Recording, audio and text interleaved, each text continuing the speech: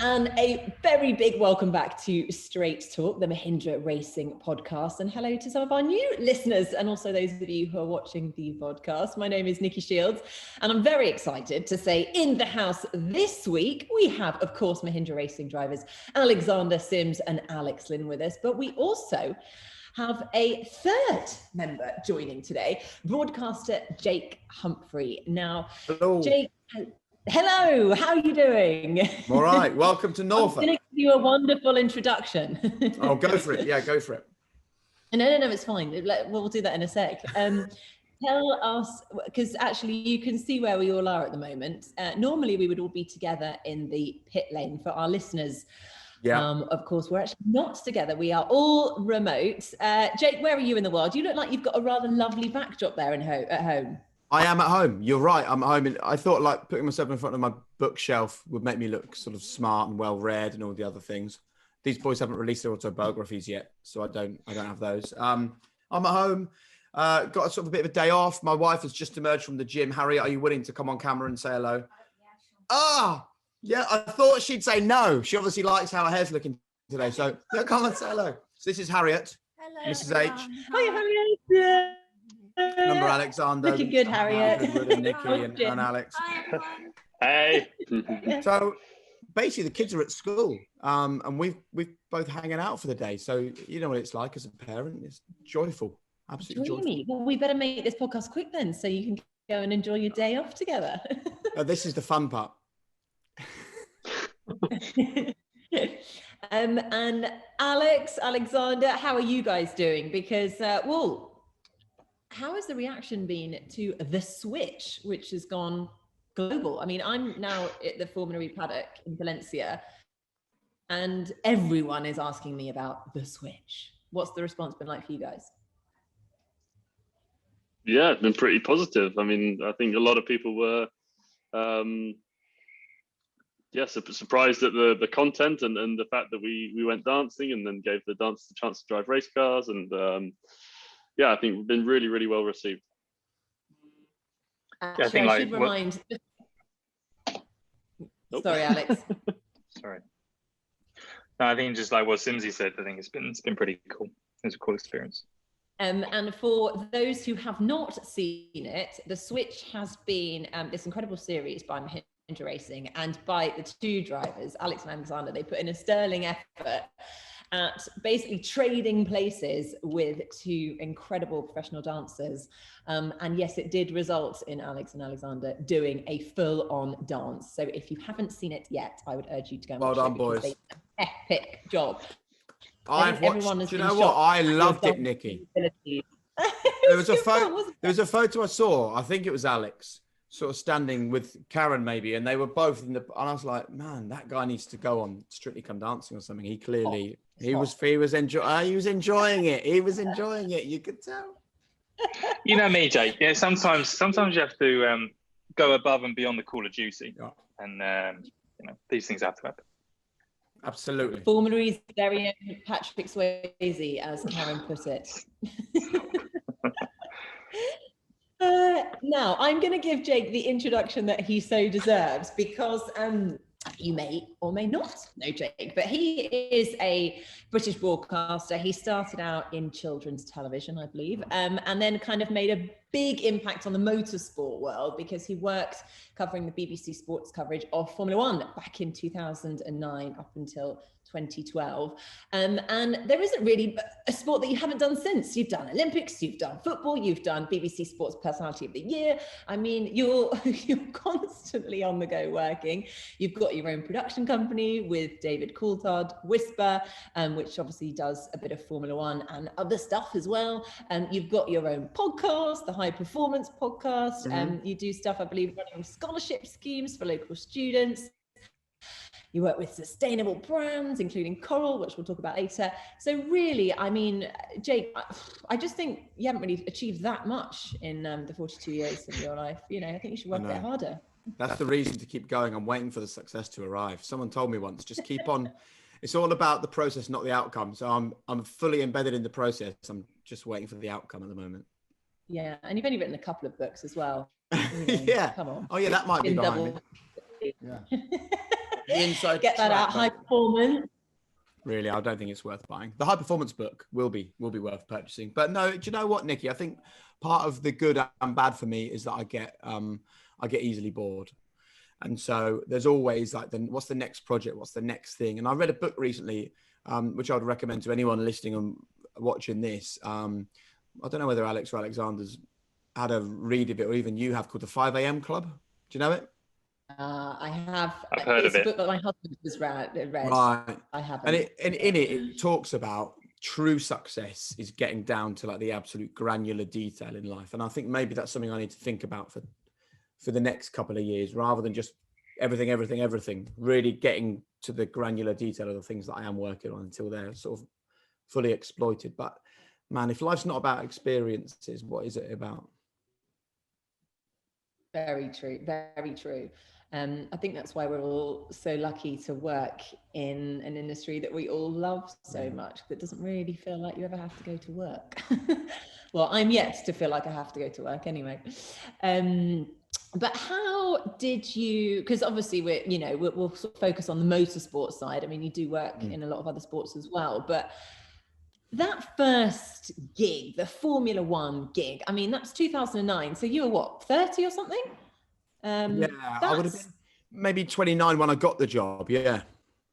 I mean, that's a huge, particularly, moving into the world of Formula One, where the fans are passionate.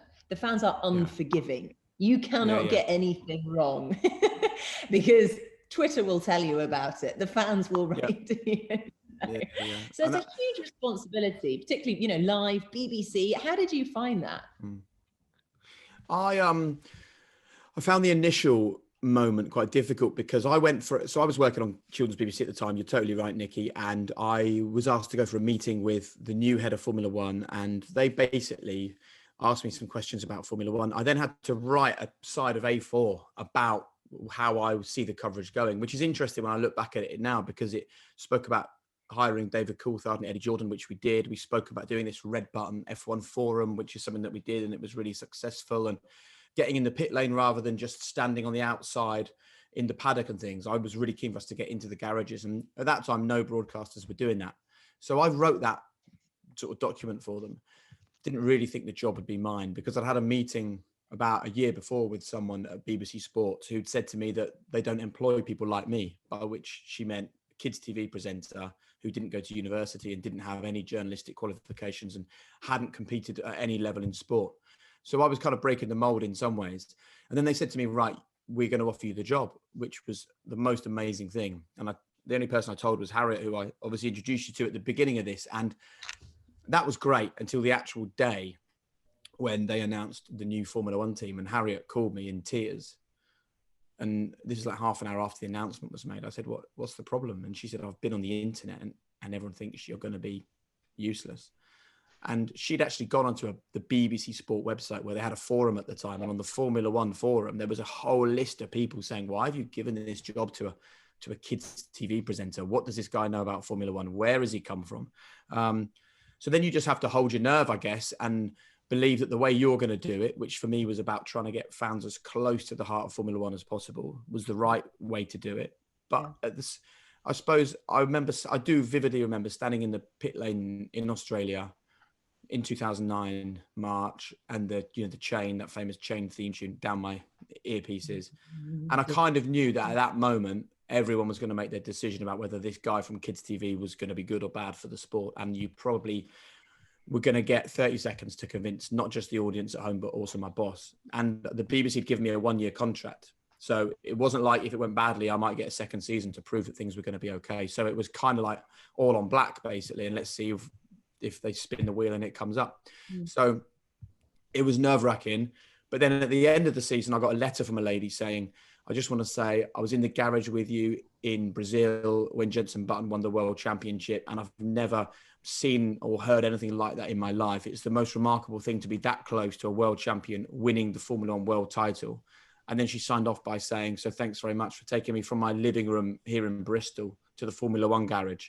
And that was the letter for me that summed up everything we wanted to do with that coverage, and why I think it sort of impacted people in the way that it did, because we did take them, you know, from their sofas into the pit lane, and that was always the aim. It's like the guys that get to drive these amazing Formula E cars, like they know how unbelievable their life and their job is. You get to stand in the pit lane and present it. You know, it's amazing. So we've got to take people at home into that pit lane, into that car, into that garage, into that world, because it's fascinating and people deserve to be there. And it's amazing because you were doing that at a time where we didn't have things like YouTube and Instagram. It wasn't like drivers weren't allowed to use they didn't exist, you know, to have their Instagram account to show that behind the scenes. So you were literally the only eyes and ears on the ground at those races. The only way you were understanding what was going on was through you guys. Whereas I think obviously there are so many different platforms, and that should be interesting to get Alex and Alexander's view on this, because you know, there is this responsibility now as a driver. You're not just here as a driver. You're not just here to turn up, to get in the car and perform on track. You have all these media commitments. And I don't know what your view is, whether you find them a pain in the backside, particularly when I'm shoving a microphone in your face, but you've also got to do a lot on social media in between the races, as when you're at a race event as well. You've got a million things sort of on your mind. Alexander, how do you find it? Is it something that you've become accustomed to doing now, or is it just one of those things that you really don't want to have to think about? To be honest, over the years, I think as social media has changed, and we get to understand what's needed of us, it's become pretty okay. You know, I'm more than happy to take the time during the day to speak to whoever needs an interview or whatever. The part I struggle with, honestly, is sort of in between the races when I'm with my family at home. Yeah, I keep myself separate. You know, I try to switch off from social media. I don't want to mix the two really. When I'm at home, I turn back into being a husband and a dad, and then trying to balance it when you do get requests to try and sort of go back into work mode for an hour or two during a day off is something that I've learned to deal with, but still I try to give my family the time that they deserve as well. Yeah, and Alex, what about you? You're pretty good on your Instagram.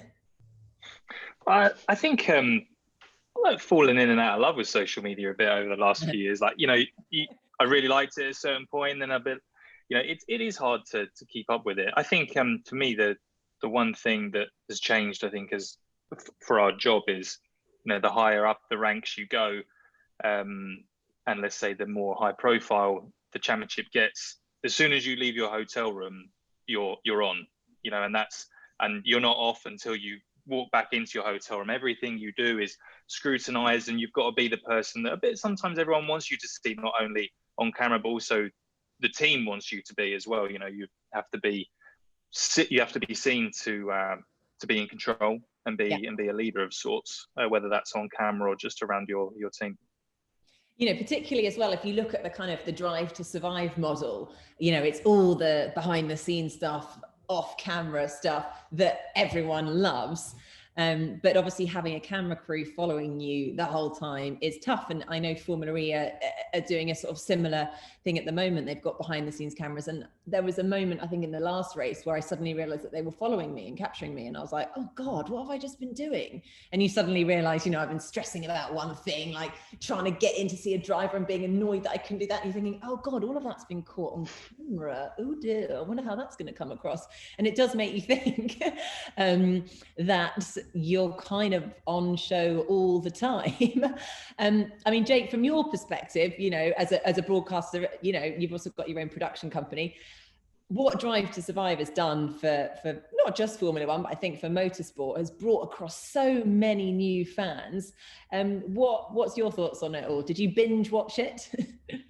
Yeah, of course, man. Of course I binge watch it because like, I have to be honest, when I left Formula One in 2012, I went for an amazing opportunity at BT Sport to do Premier League football, which was great. But also we were having children and I couldn't travel the world and have kids. That just wasn't, you know, the way that I sort of had my life planned out and the sort of approach I wanted to take. But I loved Formula One so much. It felt like the most sort of natural job for me. So to step away was so hard. And then to watch that, I love just seeing what goes on. And actually, it's the same old faces doing the same old things in the same old way, getting frustrated by the same things. So it kind of makes me feel like, oh, I haven't missed too much then, because it's just as it always was.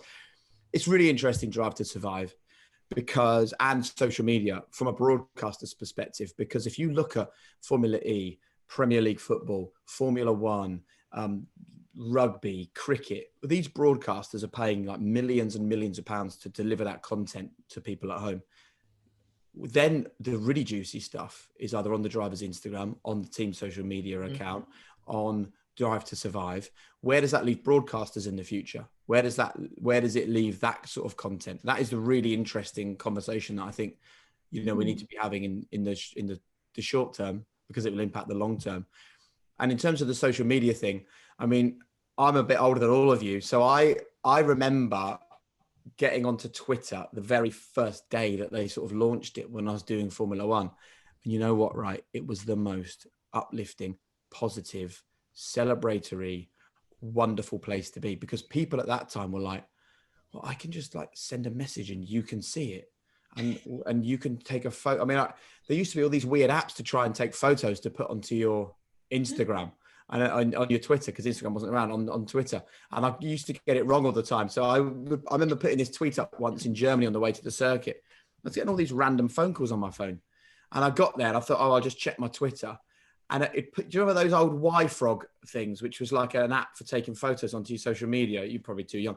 But it put up this thing saying, the picture on my Twitter was, you've received a photo message from +447, and it put my phone number up with rather than the picture. So I was getting a load of phone calls. But it's been very interesting for me seeing social media go from, this is just amazing, we're finally having conversations about things we didn't know with people we couldn't get to what it is now, which is a kind of bit of a depressing cesspit of aggression and anger and vitriol, and there's no nuance left, is there? It's one thing or the other. And so I'm a bit like the guys, really. I kind of feel I have to use it for work, and I fall in and out of love with it all the time, really. I mean, you're amazing, Nicki. I see your stuff. Like, you're basically an influencer, right? That's I don't influence much, I can say, Jake. Maybe my mum. I don't know. Do you find it hard, Nicki? I do find it difficult, actually, to try. It's something that does not come naturally to me. It takes a lot of perseverance, and I overthink things, and I don't post stuff, and I hold back. It takes me, it's not easy. Whereas I know some friends are just naturally, they just keep going, keep posting. I think I sort of overthink things, which isn't necessarily a bad thing, I suppose. Where, I obviously put content up sometimes, like on my stories of Arthur, who's my 2-year-old son. Whether I should be doing that, I don't know. Sometimes I think, oh, maybe I shouldn't. But then I also like to show that I do other things away from a racetrack. So it's really difficult. It's really difficult to find that balance. I also know that a lot of people, Alec has not put a story up in the last 24 hours, Nicki. I mean, this is like, come on now. What was that? Sorry? He's not put a story up in the last 24 hours. I'm just checking. Oh, you did. No, I haven't. I tell you what, take a photo now and you can put a little story up after the podcast recording. Eel. Oh, hang on. Sorry. Alex is...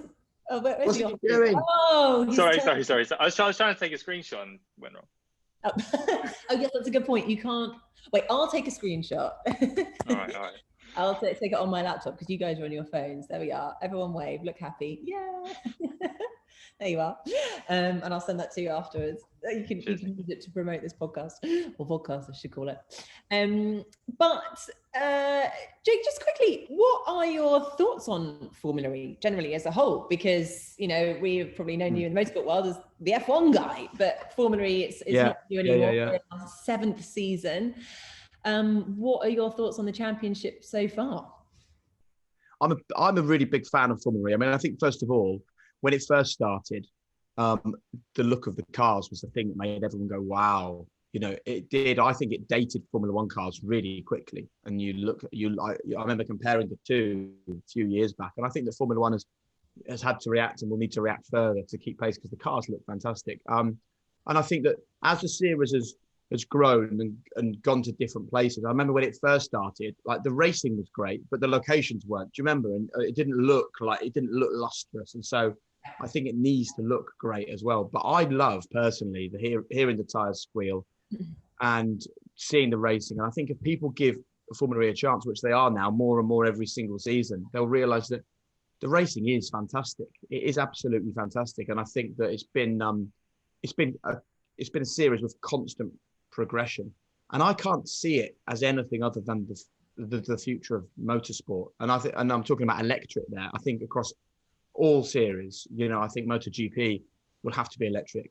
World Endurance will have to be. I think that Formula E will probably be the leader in that sense. But how is there going to be cars driving around in circles, emitting exhaust gases and other things in the future, when I think that all road cars are going to go fully electric in the not too distant future? And every time you do something like work with you mentioned Coral, the Eyewear brand that Alexander is beautifully sporting today, because we've got a really good relationship with him, and that's fishing nets taken out of the sea, right? Whenever you work with a brand like that, or when you watch a documentary like Seaspiracy, or when you really look at the facts around global warming and the impact. And, on my podcast, we've spoken with like Susie Ma, who created Tropic Skincare, and she's absolutely passionate about saving coral reefs.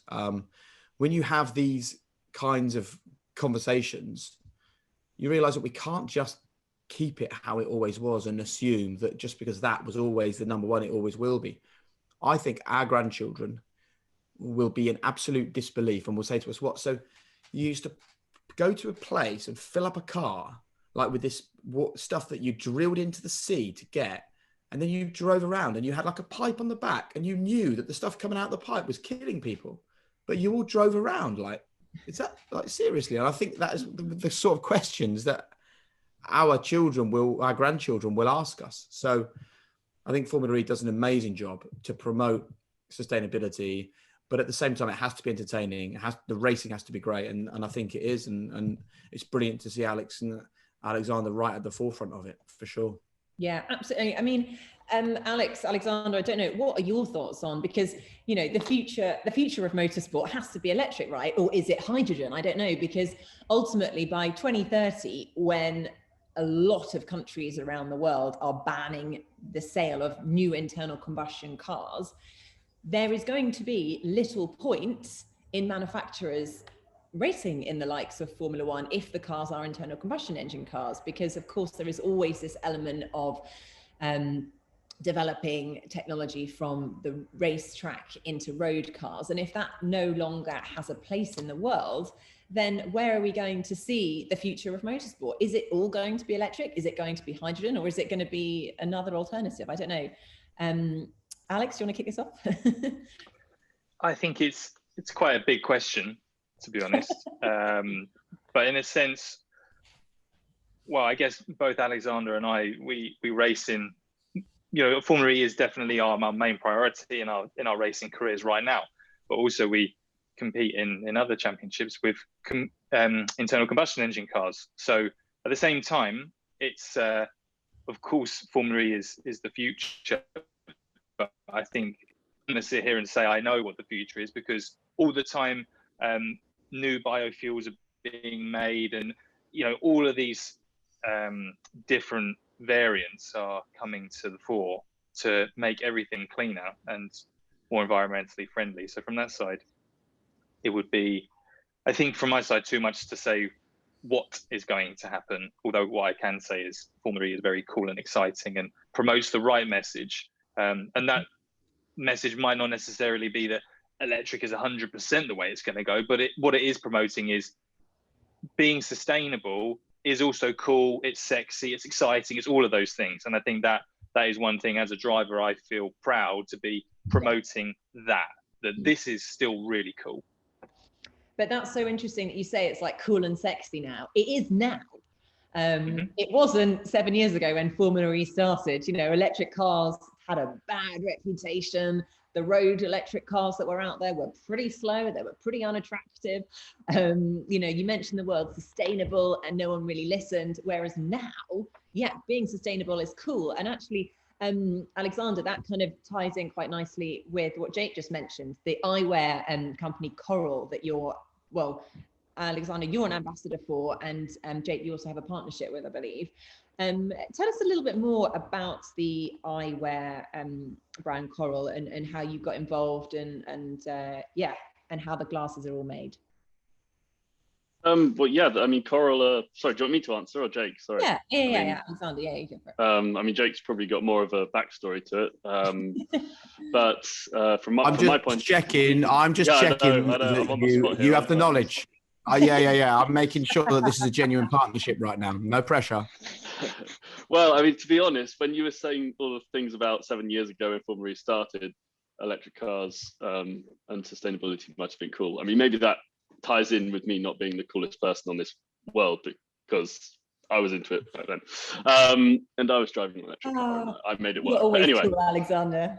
But anyway, Coral, yeah, that's one thing that being involved in Formula E, I think, really helps me personally, is that I can get my interests from my personal life and tie in with what I do as a profession in motorsport, and be talking about the same things basically now, which is awesome. But yeah, with Coral, they take fishing nets out of the sea, recycle them. Fishing nets are made out of pretty much the most durable plastic you can get, and it's basically infinitely recyclable. It's not like the single-use plastic that's potentially can biodegrade a bit quicker, but it's actually a useful plastic if you use it in the right way. Mm-hmm. And so they take those fishing nets, melt them back down. I don't know exactly the process, but anyway, they doing well so far. Doing well so far.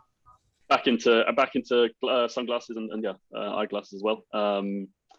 And bizarrely, which I found quite shocking, before Coral, there's not a single eyewear manufacturer on the market that uses recycled materials. You know, every other eyeglasses manufacturer out there is using virgin plastics and adding to the problem of plastic pollution and not helping to rectify it. So when we were made aware of Coral, once Jake had done his thing to help George and the team get off the ground and get going, then it seemed like the perfect partnership for me to be involved with, now that I wear glasses day in, day out.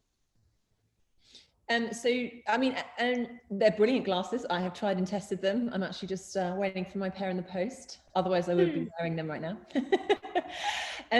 So, Jake, how did you first find out about Coral? How did you kind of get involved? And what drew you in? It's a combination, really, of things. Like, I would say that only really in the last 4 or 5 years have I really started to understand that we have to make changes if this planet is going to survive. I mean, that's basically what we're talking about here, the survival of the planet. So there is nothing bigger, quite simply. But I also understand that people don't want to be told you can't do stuff and you need to change your life, and life needs to be less fun and less exciting and less good looking and less forward thinking. It doesn't.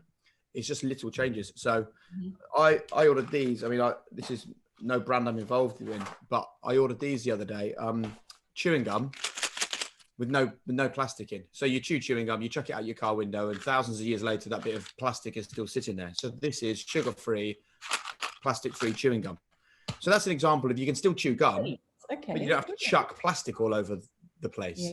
Coral Eyewear is a bit like Formula E, where we're not saying, oh yeah, you want to wear recycled, environmentally friendly eyewear, well, you're not going to look great, but you can do it if you want. We basically want to say that you can look as good, if not better, than any other sunglasses or eyewear brand, and you can help the planet at the same time. So they're, as Alexander perfectly put, they're fishing nets taken out of the sea, there's plastic taken out of landfill, turned into eyewear, but then they're designer eyewear, handmade in a beautiful little factory in Italy, flown back over here to the UK. All of the carbon from all of that work is offset, and then the case is recycled. The cloth is recycled. When you order them and they're delivered to your house, they come in a recycled cardboard tube, and all of the delivery is offset against carbon as well. So the actual process is completely carbon neutral. Plus, we've taken the plastic out of the landfill and out of the ocean. And so they're planet positive, and then they can be infinitely recycled. And I think it's important that we do our bit, because people pick up on weird stuff like straws. Do you remember whenever no one wanted to use straws? Yeah, and you went in pubs and they were like, no, we're not selling straws. No straws in here. Straws make up 0.03% of the plastic in the ocean. Discarded fishing nets make up half the plastic and the waste sitting in the ocean. So it's about focusing our attention in the right places. And that's exactly what Coral Eyewear are doing. And I think they're absolutely fantastic. And I love them. And we're so pleased to be partnering with Alexander and with Mahindra to try and spread the message that you can care about the environment and you can still look good. Yeah, well, you can look as good as you can. Well, exactly. Yeah, okay. I don't look great in them, but that's not personal. That's not directed at you, Jake. You look great. She's having a go at us there, Alexander. Did you just spot that? Yeah, I'm just gonna change tack. Always a fabulous too. Have you chosen a colour you're getting delivered, Nikki? Have you got some coming? I do have some coming. Is that better, Nicki? Sorry. Hey, now we're talking. He's got the shades on. You look like a DJ, mate, with those glasses on. The glasses and the headphones. He's just put on a pretty cool pair of, they're kind of pink reflective lenses there. Very snazzy. Brilliant. Mahindra colours on brand. Of course. We've got some new colours. They're called Bright. Ooh. So they're good for the summer. Oh, wicked. Yeah. Jake's now wearing another DJ. Bright pink. I can carry off pink. And there's a blue pair. Look, I think these are lovely, Mum. Very cool. Perhaps a bit small for I can just see you now with a little sort of set of decks in front of you, getting your shoes going. And if you got kids, right, by the way. I was gonna say, yeah. They're brilliant, aren't they? That's amazing. So the arms of the sunglasses completely bend. They don't break. That's amazing. Just the type of plastic that's really able to go into different forms. No longer glasses that are going to break or reshape or whatever. Bend them as much as you like. Would you count yourself as a bit of an entrepreneur then, Jake, given, production companies, sustainable eyewear companies, podcasts? Yeah, I guess I would actually. Yeah, I mean, and that's something that's changed quite a bit as well in the last few years for me. I think that one of the interesting things in life, right, is doing something like success leaves clues, basically. You do something and it gives you the evidence that maybe you could do something a little bit more. So I would never have believed that. I just sort of saw myself as the guy that presented TV programs. If someone had said to me, yeah, but you can run the company that makes these programs, I wouldn't have believed it. But then you do it and you realize that there is no secret. Like when I first got into Formula One, I would say to people like Alex and Alexander and Dilbag and all the other investors and owners and team bosses and billionaires and team principals, like, how do you get here? And they would all just say, well, hard work, having a dream, being ambitious, being relentless, working harder than everybody else. There's no secret to any of that stuff. So then you think, right, what do I really, really want to do? I'd love to own a production company. I'd love to invest in young people. So that's why I have that scholarship program at the UEA. And that's George who set up Coral Eyewear. He was a UEA student. He was a teenager. So, okay, I'm just going to do that. I'm just literally going to ring the university and say, I'd like to invest in the young people at the university, or I really want to talk about mindset and positivity and believing that you can do something. Right, I'm going to go and create a podcast and I'm going to set that up. It is really exciting to do those things because, again, it comes back to the whole thing about life being about experiences, Nicki. And I would love anyone listening to this to understand that there is absolutely nothing remotely special about me, you, Alexander, Alex. We've all had, I assume, relatively normal upbringings in relatively normal places, but then had a bit of ambition and a bit of a dream and a lot of hard work, and amazing things can come from that. Yeah, absolutely. And I think you've just got something about believing in yourself, and that actually, you just keep working at it. You can hopefully get there and not giving up. Speaking about your podcast, actually, High Performance Podcast, Alex, Lynn, I know you're a bit of a fan of this. You've been listening to it a fair amount. Been rumbled. Yeah. No, I'm a big fan. Yeah. I like what do you like about it? Well, what I like the most is, and this is something when I was younger, I started enjoying reading a lot of sportsmen's books. And I think, when I was young and karting, like trying to work out how do I become better and stuff. And I think there was one thing I always thought about, like, there are days where I don't really feel that good. I don't feel that motivated. And that was actually the first lesson I learned was, does that make me not good enough? Maybe it does. Like that was like my first sort of self-doubt in my life, I think, when I was younger. And then I started reading books on like other sportsmen, and actually that was one thing they spoke about. There were days I didn't feel good enough. I had a terrible loss and I wanted to give up. And oh, okay, so I'm not good enough then. Maybe I can still be good enough. And it's just those lessons that you learn. And then obviously as I've got older, I guess now it's another form of listening to people I admire's story and the lessons they learn, the hardships they go through, but then how do you bounce back? Because I think everyone in their life goes through difficulties or goes through lessons, and it's about how you respond. And I guess I enjoy greatly listening to a lot of Jake's guests about how they got to where they are and the lessons they learn. And I think it's really cool to always take something away from someone.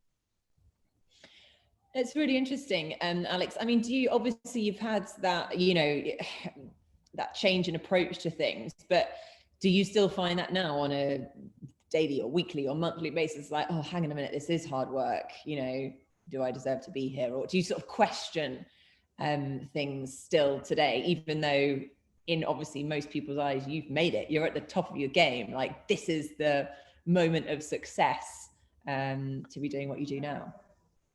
I think every sportsman would be lying to say that there isn't every single day you judge yourself, because in the end, when the lights go out on a Saturday or a Sunday, it's about how good you are today, not about yesterday. It's about today, how good you are right now. Mm-hmm. And whether you win or lose, you're going to know how good you were. And I think you always learn something from that. But again, like you said, you're always questioning yourself and questioning, how can I improve? Because I'm not the same guy I was 5 years ago when I might have won a championship, and I won't be the same guy in another 5 years' time when hopefully I'll still be winning something.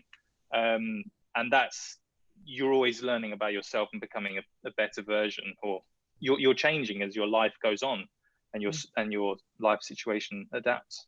Mm-hmm. And do you think you've learned from doing the podcast as well, Jake, you know, being able to speak to some of the greatest athletes in the world? Has it changed your perspective on things? Yeah, absolutely. Absolutely it has. And what Alex talks about there is a growth mindset, not a fixed mindset. And that's all that this podcast is about. It's opening up people's minds to believing that you can choose to have a growth mindset. You can choose to believe that where you're at now is all you're going to be, or you can choose to believe that you can go anywhere, do anything, and achieve the seemingly impossible. So we've had people on there who have literally done the impossible. There was a guy called Nims Purger, who's an explorer, okay? And the tallest mountains in the world, the 7 tallest mountains in the world, the quickest anyone had ever managed to scale them all was across a span of 13 years. And he did them all in 6 months. That was literally considered impossible. Climbing K2 in winter with no oxygen, impossible. He goes and does it. It's those sorts of conversations. And we're not all going to go and climb K2. Sia Kolisi, who's the current South African Springboks captain, the first ever black Springboks rugby captain, was born in a slum where he was so poor, his stomach hurt at night. And his grandma used to give him sugar water to get him through the night with his stomach pain so he could go to school and get a meal. And she died in his arms at 8 years old. He had no parents. When he sits on our podcast and says, please, please believe me, you can do anything you want with the mindset that you can do it. Because he is living proof of that. And I think too often now in this world, we all feel like victims of circumstance. So what we talk about most on the podcast, Nicki, is fault versus responsibility. It's none of our fault that there's just been a global pandemic. Guess what? It's still our responsibility to find our own way through it. It's not your fault if you're bullied at school. Sadly, and as difficult as it sounds, and I went through that, it's still my responsibility to deal with that. A trauma as a young child, not your fault, still your responsibility. The breakdown of a marriage might not be your fault, still your responsibility. And it's a hard lesson, I think, sometimes. But as soon as people adopt this mindset of saying, do you know what, all kinds of things at any time can try and derail me. But if I take total 100% responsibility for every facet of my life, then I'm going to go forwards. And it's a hard thing to train your brain to do, but it's worth doing. And what I always say to people is just for a day, take 100% responsibility for everything you're eating, drinking, the conversations you're having. If someone in the room isn't happy, make it your responsibility to cheer them up. If something's gone wrong on your production or in your car or in your team, it might be someone else's fault. doesn't matter. It's your responsibility, because looking for blame removes the learning from that situation. And I think I went into this podcast wanting to hear stories of struggle and strife and hardship and failing and clawing and challenging yourself, because I thought that was what it was about. And then we had a conversation with Johnny Wilkinson, which, if anyone's not heard the podcast before, that's probably a good place to start. It's a bit of a sort of mind bender, because it goes off in all sorts of amazing tangents. But he talks about the struggling and the striving and the difficult stuff is actually just giving you more of that stuff. That's not a good, healthy place to be. So my mindset now from doing the podcast is absolute, total, complete commitment to the cause, being consistent in your commitment, but most of all being happy. And that still remains the number one most important element of a high performance life, enjoying what you're doing. Because if you don't enjoy the process, the outcome is never as good as you think it's going to be. So you've got to enjoy the journey. Like when these guys are crowned Formula E world champions in the next couple of years, it won't feel as good as they think it's going to feel right now. That is just the reality. And then they may well have already experienced it where they've lifted trophies and thought, right, that's all it felt like. So that's why we all have to enjoy the process all the time. It's so true. You've got to enjoy the here and the now, and not what the future is, because you're never in the future. You're only in the here and now. That's amazing, Jake. Well, for anyone that's listening or watching that hasn't downloaded the podcast before, I'm sure it's available on applications. Performance podcast. Start with the Johnny Wilkinson one and go from there. Guys, we've kind of run out of time, but I've got some quick fire questions, so you're going to have to actually be quick with these. So we're going to do one question and then all of you answer at a time. So first question, and just I'm going to do it this way because it's the way you're appearing on my screen. We'll go Jake, Alexander, then Alex. Jake, kick off. What are your 3 non-negotiable behaviors? Relentlessness, appreciation of those around you, positivity. Alexander. Honesty, determination, and respectfulness. Alex? I'd go with. I would say honesty, positivity, and the last one is giving up is never an option. Is legacy important to you, Jake? I think it is. I think legacy is important to me in terms of the way my children will look back on what dad did for them and gave them. I think otherwise Hamilton is a brilliant West End play, and they talk about legacy as planting seeds in the garden. You never get to see them grow. So it's not really important to me, legacy, but I'd like to think it might be important to my kids. Alexander? Similar, actually. It's not something that I think about every day in terms of trying to create a legacy, but inevitably the actions you carry out today is what you're going to be remembered by. So yeah, I don't have much better things to say, sorry. Alex? Yeah, I only want to be remembered, hopefully, for the person I was and the character I show in difficult moments and in good moments. That's all I would love to be remembered by. What advice would you give to your younger self, Jake? Ignore the negativity and believe that the biggest dreams are the ones that you should follow. Alexander? Just to believe in yourself more, be my biggest one. Alex? Probably still that giving up was never an option, and it still isn't. Honestly, I think that was one thing I'm very lucky that I carried through with. Keep that determination going. How did you react to your greatest failure, Jake? How did I react to my greatest failure? At the time, badly, but also making sure that I learned from it. What was it? I think there's probably quite a few. Harry, what would you say is my greatest failure? It's quite a long list, unfortunately. Yeah, probably. The big thing for me was that when I was at school, my mum was a teacher in my year, and I failed my A-levels. I got an E, an N, and a U. And the reason why it's important that I dealt with it badly because I didn't care enough, But the reason why I learned a lot from it was because the day I went back to school, there was a letter from a local TV company asking for students in that class to go and work for them. And that's how my TV career started. If I hadn't failed the A-levels, I'd have never been in the classroom. I'd have been at uni. So listen, what seems like a bad thing at the time can sometimes be a blessing in disguise. Positive. Not very quick fire, sorry. It's really interesting though. Alexander? What was the question? Sorry.